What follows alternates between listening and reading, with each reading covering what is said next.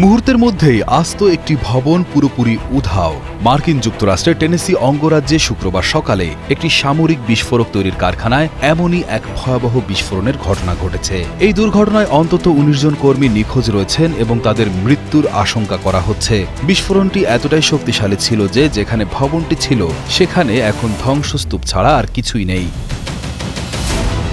স্থানীয় সময় সকাল প্রায় ৭টা ৪৫ ন্যাশভিল শহর থেকে প্রায় ৮০ কিলোমিটার পশ্চিমে অ্যাকুরেট এনার্জেটিক সিস্টেমস নামের ওই কারখানায় এই ভয়াবহ বিস্ফোরণটি ঘটে। ঘটনার পর থেকেই ১৯ জন কর্মীর কোনো সন্ধান পাওয়া যায়নি।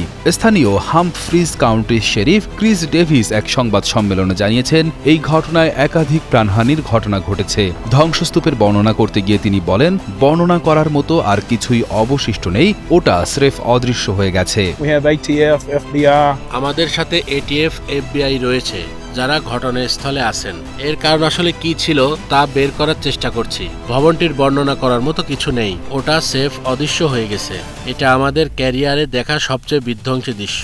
এই বিস্ফোরণের কারণ উদ্ঘাটনে যুক্তরাষ্ট্রের শীর্ষ তদন্তকারী সংস্থা এফবিআই এবং bureau of alcohol, tobacco, firearms and এক্সপ্লোসিভের কর্মকর্তারা ঘটনাস্থলে কাজ করছেন। শেরিফ ডেভিস জানিয়েছেন, এখনও কিছু মানুষ বেঁচে থাকতে পারেন, এই আশায় উদ্ধার কাজ চলছে। তবে ঠিক কতজন মারা গেছেন তা বলার সময় এখনো আসেনি। পুরো এলাকাটি থমথমে এবং উদ্ধারকারীরা সতর্কতার সাথে কাজ চালিয়ে যাচ্ছেন।